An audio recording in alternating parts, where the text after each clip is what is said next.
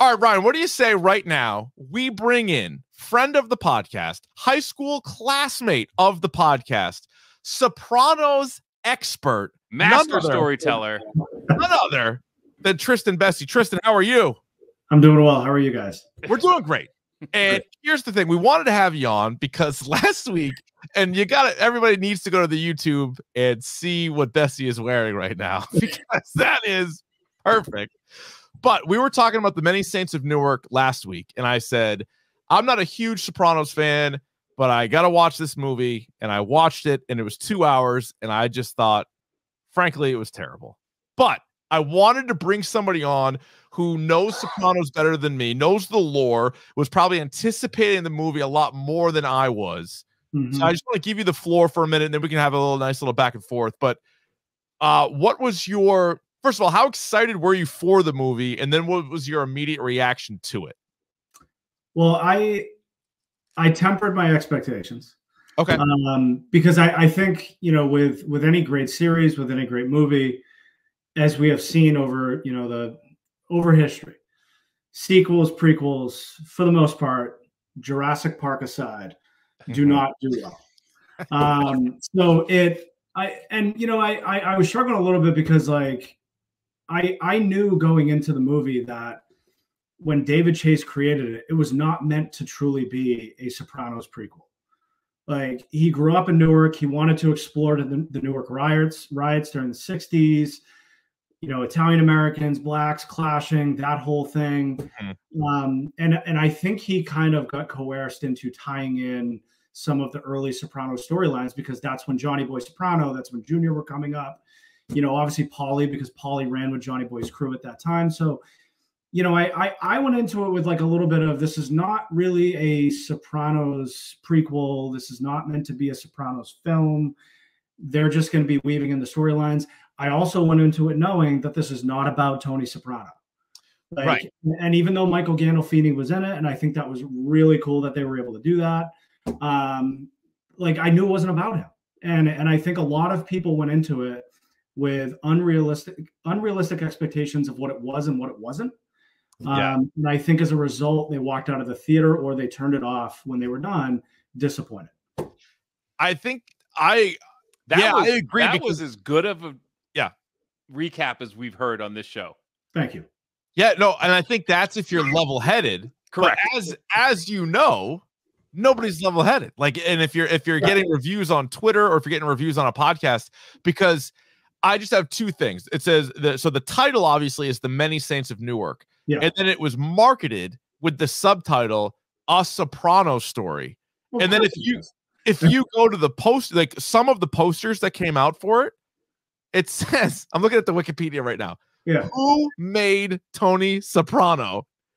Or big bold words, and you're like, if that's your expectation, if that's your hope. Well, I'll say, all right. So two things to respond to that. One, I work in advertising, so of course they marketed it as a Sopranos film. Yeah. When you see that things are free in advertising, they're never free. They come with legal disclaimers. They just didn't happen to put it at the bottom of the ad. Yeah. So they had to do that because that was what was going to draw people in. I mean, The Sopranos is, if not the greatest, one of the greatest, TV shows in history. I will say though, in terms of that second point of who made Tony Soprano, there was a lot to be said about the impact that Dickie Moltisanti had on Tony's life. And that's referenced quite a bit throughout the series. And so in terms of the focal point, the center point of the Sopranos aspect of it, or the DeMeo crime family is what it was. Dickie was the focal point, and you could see throughout the movie the relationship that Dickie and Tony had, and then obviously that kind of weird, abrupt, way in which he cut him off because apparently Ray Liotta played two people in the movie. Twins. Which hold on. That was So I have this theory that anytime you make an Italian gangster movie, they throw up whatever Ray Liotta's, it's like a pockmark, bat signal, and he has to show up. Yes. He just has anytime, he just Well, Davey, you would have loved this because Ray Liotta was so nice he had to be in the movie twice. I mean, this is like we're spoiling stuff on this thing, right? Yeah, let's go full spoilers. It's been out long enough, so Okay. let's put the spoilers out for. I do have to say. Wait, before you spoil, Okay, let me ask you this question. As someone, I have not watched an episode of The Sopranos since the finale, since the actual finale. Okay. How much rewatching would I have to do to enjoy this movie? Well, I think you can look at that a couple ways. Like, there are definitely some callbacks for sure. Some of them are decent. Some of them are a little forced and like completely unnecessary. Like, there's one with Junior that I think he said once in the series, and then they managed to get it in twice in the movie. I'm not going to say it. I don't know if this is a family podcast. It's not. It is highly inappropriate. Yeah. Even if it's not a family podcast, it's highly inappropriate to repeat. But it's such an off-color and like unnecessary and out of place line that I'm just like, really, you worked that hard to get that line in twice? Like, I don't even remember it from the series. Right. You know, there was another one too. Like, it was kind of random, but it's like in the first few seconds of the movie, when they're going to pick up Hollywood Dick when he's getting off the ship, and Tony's chasing Dickie, and Dickie turns and says to him, "Come here, you gagoots." And Tony uses that term towards AJ multiple times throughout the series. So like, that's one of those things where I'm like, okay, I feel like you guys are trying to like show us that that's where Tony got that term of affection that he used for his own son, because obviously Tony looked at Dickie as a father, Dickie looked at Tony as a son. So, I mean, there's a lot of different callbacks and things, you know, and that's actually, like, I was talking to my brother about this. I think that's part of the issue with it being marketed as a Sopranos film, because I think a lot of hardcore Sopranos fans went into this like with their own vision of what they thought a bunch of callbacks were going to be. And then you don't get the ones that you wanted, or you don't get the ones that you thought would be in there. And that's another thing where it's like, you know, oh, that's disappointing. I really thought they were going to have this scene, or I really thought they were going to have this scene. So it's, you know, I don't know. In terms of not having watched it, you're probably better off, to be honest. having not seen a Sopranos having not episode seen in it 20 since years. the actual finale. Yeah. So like, I've been watching it like just on a cycle, repeating for the last 13 years. See, that's what I do with, like, it's not 13 years, but like with Breaking Bad. Like, if I'm just like bored, like working, I'll throw Breaking Bad on in the back. Yeah, right. Absolutely. Yeah. For me, I ended up getting a sour taste in The Sopranos. I didn't watch it live. I didn't have HBO till after I think it was even on. And then it was one of those shows that you just rip through. I didn't love the last season, and not just the final episode, which everybody talks about. I thought like the highs of The Sopranos are as good as any other highs. But then there was just sort of like some other unnecessary storylines, or kind of storylines to nowhere.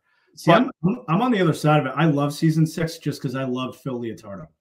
Oh, okay. Huge fan of that character. Yeah. So it like, and that's when you obviously, you know, Johnny Sack goes away at the beginning of season 6, and, you know, Phil takes over. And I mean, Phil's got so many great one-liners, and he's such a fucking hard ass, old school, you know, by the book kind of guy. That like he's right up there. He's probably like top 3 favorite characters in this. All right. For me. Well, talk to me about the characters that are from the series that were in the movie, and how they were portrayed, from whether it be Junior or Paulie or Silvio. What did you think of those guys from one to the other? Obviously, you had Livia Soprano, like all of those were back. Yeah. So I'll get to Junior in a little bit, because there's a lot more around Junior that I thought was really interesting, and obviously very, very shocking at the end. But then when you think about it, not.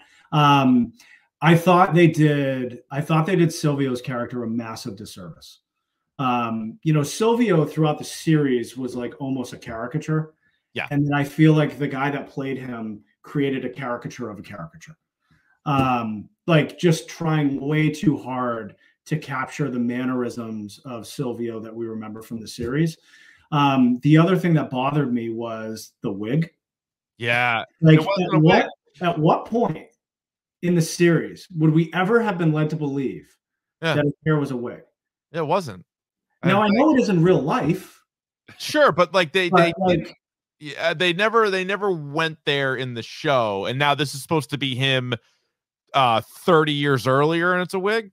And it like and not only that, but like there were multiple instances in the series where like that would have been a time in which like, you know, yeah, that, you know, if it was a wig, you probably would have noticed. Right. And you didn't. It just like why? You know, like why did you like were you going for like cheap humor? I don't know. It just a really, really bizarre. So the whole Silvio thing I was disappointed with. Mm-hmm. You know, I thought Livia, I like the actress. What's her name? Vera Farmiga. Yeah. She's outside. I remember her when she was in The Departed. Yes.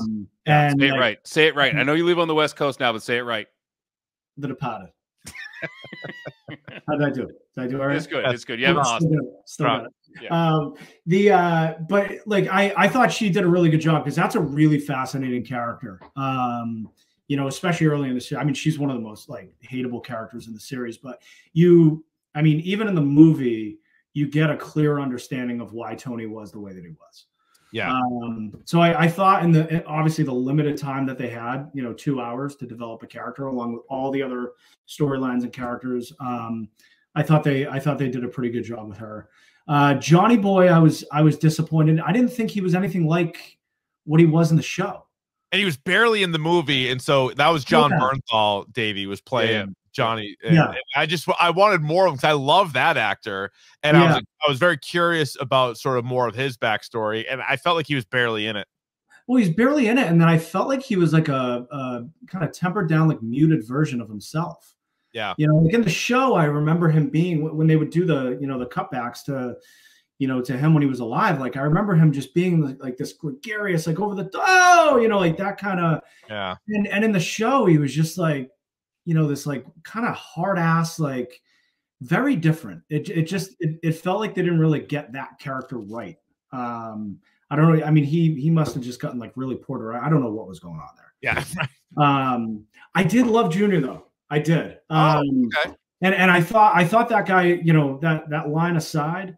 I thought we got a pretty good depiction of like who Junior was in the series. Like it felt like, oh, like he's always been that way, you know, that like that's how he was back then. And I loved, I'm going right into the spoiler. Huge fan of the fact that Junior was the one that ordered the hit on Dickie. Yes. Like I thought that was such a fantastic twist. Didn't surprise me at all because of the insult. Like we know from the series, Junior holds a massive grudge. And then the other thing, like I even went back after watching the movie because I was like, you know, like I'm kind of curious to go back and rewatch, especially like early, how Junior was towards Chrissy, because knowing now that Junior was the one that ordered the hit on his father, Dickie, was he weird towards him? And I mean, early in season 1, like Junior was ready to whack him because I don't know if you remember, but Chrissy was like boosting trucks with Brendan Fallone. And there's a scene actually where Junior goes and consults with Livia, and Livia basically tells him like, you know, because she goes, well, Tony loves him like a son. And she goes, and so do I. He just helped install my windows. And then Junior's like, okay, well, what do you think I should do? And Livia goes, well, the Brendan Fallone kid, And Junior, like that kind of gives Junior all he needs. And he's like, all right, like I'm going to mess with Chrissy a little bit, which they do. They take him out. Right. You know, I think they took him out by the Meadowlands. I don't know if you remember, but that's when he shits himself. There's a whole thing with that with Adriana. Yes. But then when he gets out of the hospital, they go to meet up with Brennan, and that's when they find him in the bathtub. You know, Junior had Mikey Palmisi do the hit. But, you know, and then even when Chrissy developed the drug problem, you know, Junior's still around, even though he was in house arrest. And Junior consulted with Tony, and he thought that Tony should take him out because he thought he was too much of a liability. He said, if you're on trial like I am, and, you know, you've got Chrissy in that kind of condition, or if he gets picked up, he gets arrested for a drug problem, any sort of drug, you know, related issue, like who knows what he's going to say, you know, especially in that state of mind. So Junior was all about taking him out. I mean, from early early days all the way to season 4, season 5. So I thought that was really interesting. Yeah, no, that is pretty good. And again, it goes back to Junior slip and fell on steps, and Dickie laughed at him. Which, by the way, Junior also did in the series, if you remember when he was coming out of the court. And then that's what led them to pretending, they pretended at the time that he was Ugats, as Tony said. But then, lo and behold, it's like that was one of the great mysteries towards the end of the series. Like, Junior was acting crazy, and then it was like, wait, is he legitimately crazy now? Like, did something actually happen, or is he just like the greatest actor of all time? Because there was, I think, what was it, Patsy? Patsy thought even towards the end, I think he thought maybe he was faking it a little bit. Like, he still kind of knew what was going on, Right. But yeah, I thought the Junior character, I thought that whole storyline was really good. So to me, I just thought that was, I thought it was 2 hours, and I was like, the only thing that really happened, or the only thing that I really took away from it, was just what you said there, was all right, we know who put the hit out on Dickie. Yeah. We finally know who it is. Yeah. Because I thought, again, the Tony Soprano stuff, which, like, you're probably right. Like, they leaned into it to get people to watch, but unfortunately that wasn't the strongest part of the movie. Yeah. And I just thought his relationship with Dickie, like, they didn't show you enough of it. It was like kind of implied. Obviously, they hit on it a lot throughout the series, but he didn't really see a whole lot of stuff. And by the time Dickie was gone, I never felt like he was the most important person in Tony's life, at least from the movie. Well, not only that, but I never felt like Tony, by the end of that movie, was like he was in. No, yeah, definitely not. It was like, I mean, he had just thrown the whole speaker system out the window, and right. What was the I think Dickie had that great line to him. He was like, every time you do this, you just tell yourself it's the last time. Yeah. I thought that was a great line. But yeah, I mean, that was one thing I was like, that's where I do wish that instead of like a 2-hour movie, it was more of a miniseries, so that we could have seen more of that develop, so we better understood how Tony actually got in the life of crime. Because he was very much like not. He did some little stuff like in the movie, but I mean, I never felt like he was like 2 feet in at that point, and like Dickie was truly the inspiration for him to get in. I just feel like they didn't have enough time to develop it. So hold on, let me jump in here for a second too. So correct me if I'm trying to like my best to remember this Sopranos series. Yeah. Junior is who shoots Tony, right? Yes. Yeah. And is he like he thought it was his father? He thought it was Pussy Malanga. Okay, all right, never mind. I thought he thought it was like his dad, or I forget, but like, okay, never mind. Yeah, yeah. But Junior shoots Tony in the series. Yes, yes, yep. Yeah, I did. So the other thing I did like about the movie, though, like I thought the whole storyline with Harold was really interesting. Like, he was part of Dickie's crew. Gets in trouble, has to head down to North Carolina, comes back, and then he just kind of says, fuck it, I'm starting up my own thing. And takes him on, and then that whole shootout scene, it felt a little bit like 2 movies. I feel like if there was a Leslie Odom Davey was the one who played Harold McBriar. Yes. And if it was just sort of Harold with Dickie, and from afar you're like, oh, that's the Dickie that like mentored Tony, but you almost didn't even put Tony in it. Yeah. Now, you wouldn't have gotten as many people to watch it, but it probably would have been a better movie. And the whole thing, I remember the trailer too. The whole thing is like Vera Farmiga talking about like Tony with like a guidance counselor or some shit. Like they teed it up. Yeah, like it was going to be like Tony's thing. Yeah, he went in because he was getting in trouble at school. Yeah. And he went in there. She also looked a lot like.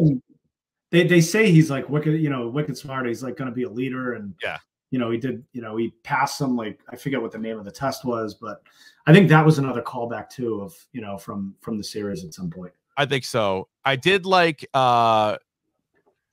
was a little on the nose because they had to explain. They didn't need to explain it, but it was an interesting scene where a very young Christopher is being held by Tony, and he's crying and crying and crying. They should have just left it there, But then the old lady at the table's like, yeah, no, some kids just like can see the future and like know what's gonna happen to them. I'm like, all right, we got it. We got it. It was like when some kids come in, they've seen the other side or something like that. You know, like, we get it, buddy. Yeah, loud and clear. That's how he dies. We know. Yeah. I mean, I would have been happy there if they were just like, oh yeah, I had a kid, his name's Chrissy, and then you're like, oh shit. Yeah, right. That's probably Christopher. You know. Did you think that? And this was probably done on purpose, but Vera Farmiga's portrayal of Livia looked a lot like Tony's wife as well. Yeah, I noticed that. I thought, I thought that was an interesting kind of correlation. I don't know, like if there were.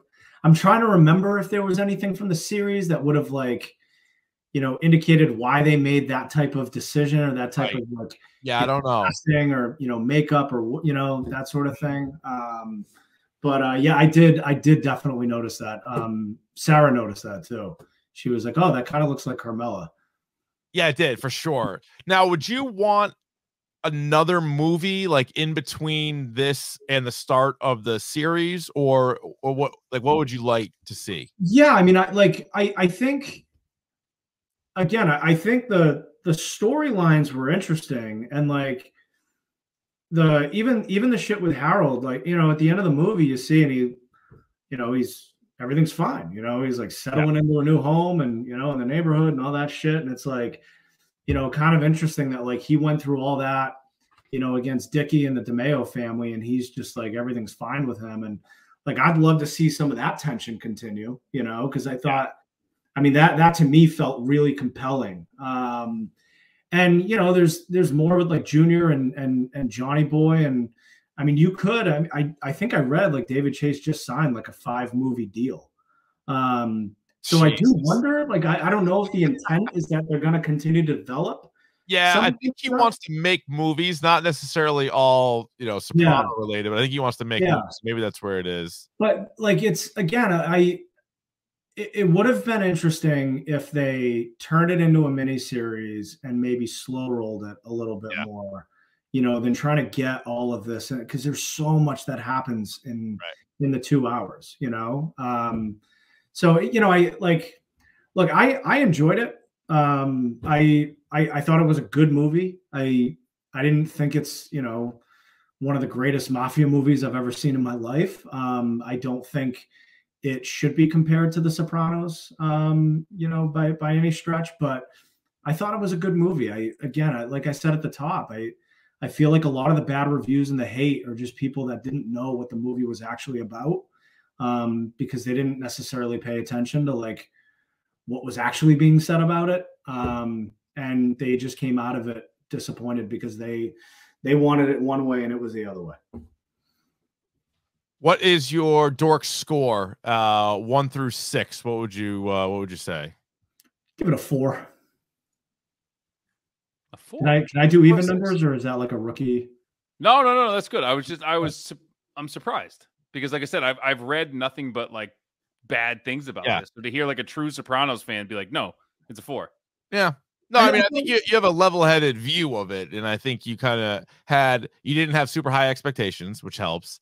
Yeah. And I think if you look at like sort of highlight, again, I didn't like it. I just didn't think a lot happened, and I was like waiting for more stuff. And it was like, and again, probably why it was better suited for like a prequel series, because I think they tried to get so many things in it, and they had so many characters, and they wanted to do all this stuff. Then they wanted to introduce a couple of new characters, and then by the end of it, you're like, that was it. Like that was the whole movie. I was reading too that it sounds like a lot of stuff got cut out in edit. So they had even more like references and callbacks and things that they were trying to weave in to tie it even more to the Sopranos universe, and they actually cut out a lot more. Oh wow, it was probably for the best. But I mean, look, like let's also just be honest about what a 4 out of 6 is. I mean, that's a 66%. Yeah, that's a D plus. Yeah, that's barely, you know, not failing. So it's not incredible.